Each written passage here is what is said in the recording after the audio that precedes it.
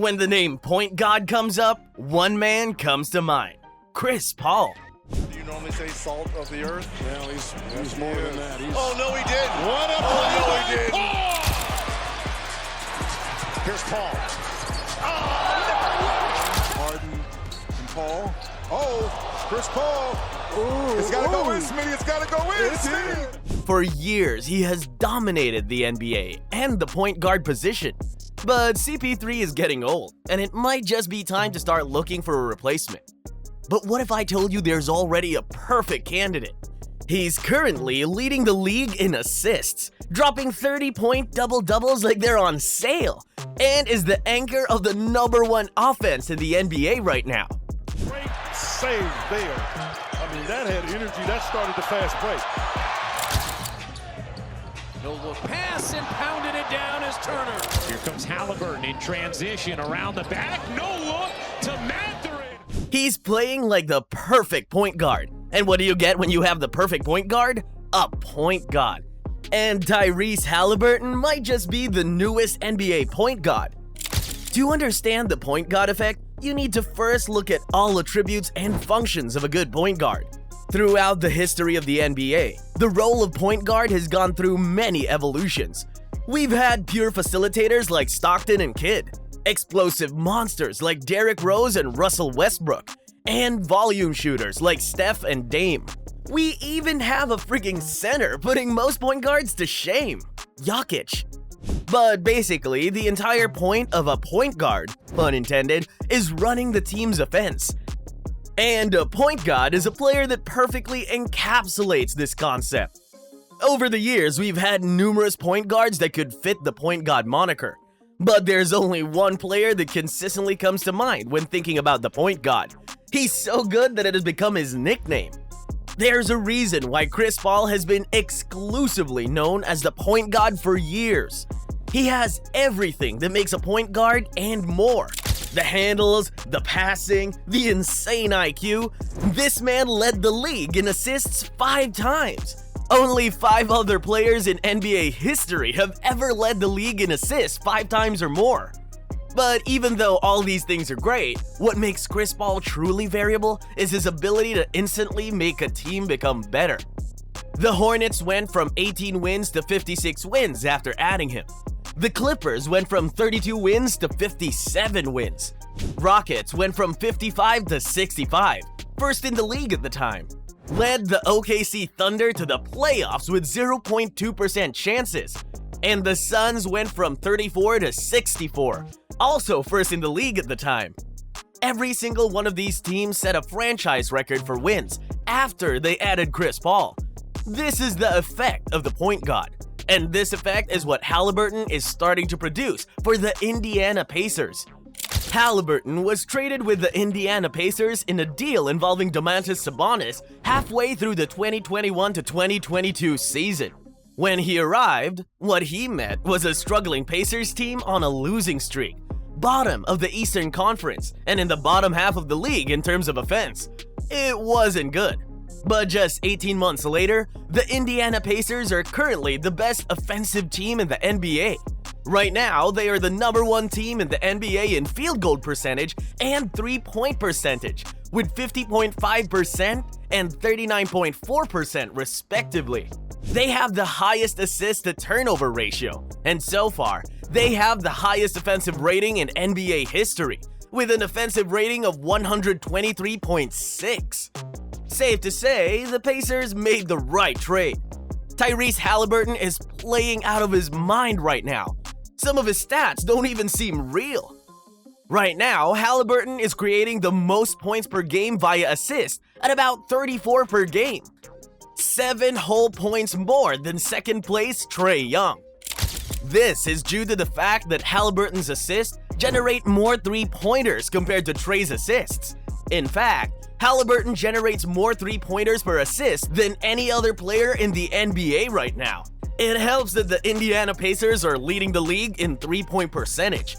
But he's not just leaving the scoring to his teammates. Oh no, Haliburton is currently averaging an impressive 25.4 points.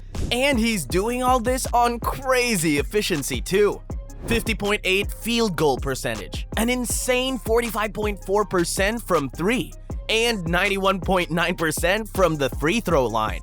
This man is sitting comfortably in the exclusive 50-40-90 club. And if he keeps this efficiency up throughout the season, he's going to be the first player in the 50-40-90 club to average 20+ points and 10+ assists.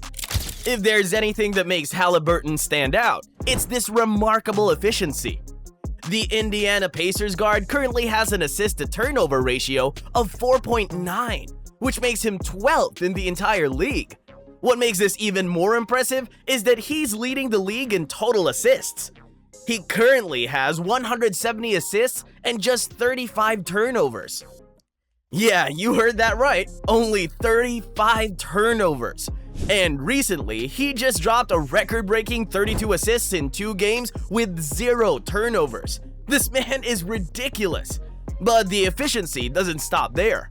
Right now, he has the 6th highest player efficiency rating in the league and the highest player efficiency rating of any Indiana Pacers player ever. He already had the highest for the team last season. I could keep on going about his special stats and broken records and we'd be here all day.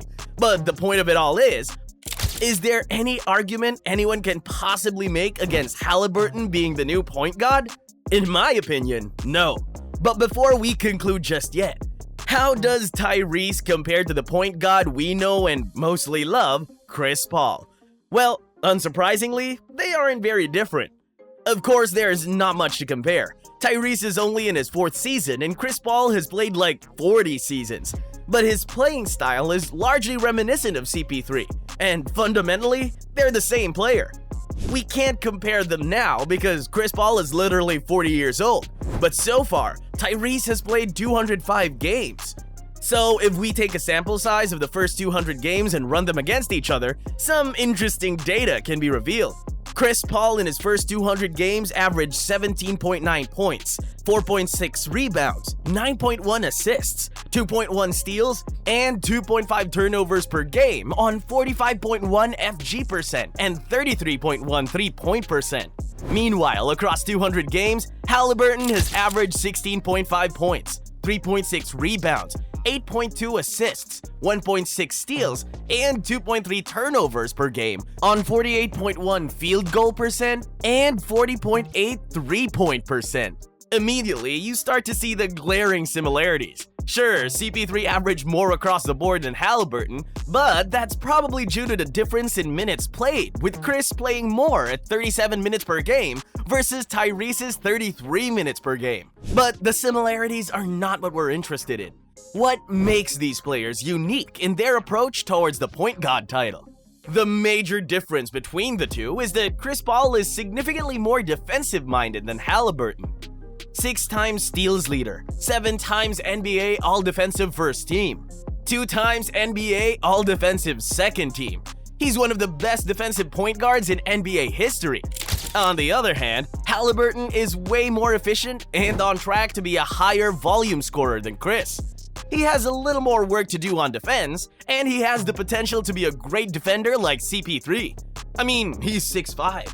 But apart from that, there's nothing stopping Haliburton from taking over from Chris as the new point guard.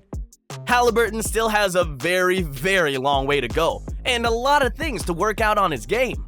And some people might think giving him the title of point guard is premature. But I disagree. He's the perfect candidate to receive the metaphorical passing of the torch. Haliburton's adaptability, understanding of team dynamics, and willingness to elevate the play of those around him mirror Paul's approach better than anyone else in the NBA by far. And even though he's still young and has virtually no experience compared to CP3's decades, he's well on his way. With the trajectory he's on now, he might even surpass CP3. His potential alone is enough to make us confident that the title of point guard is in safe hands when Chris Paul retires. For generations, different legacies have been passed down in the NBA, and this will not be an exception. The point guard title will not end with CP3. It'll be passed on, and the transition will be embraced by all. Soon enough, when we think of point guard, we'll think of Tyrese Haliburton. Now, over to you.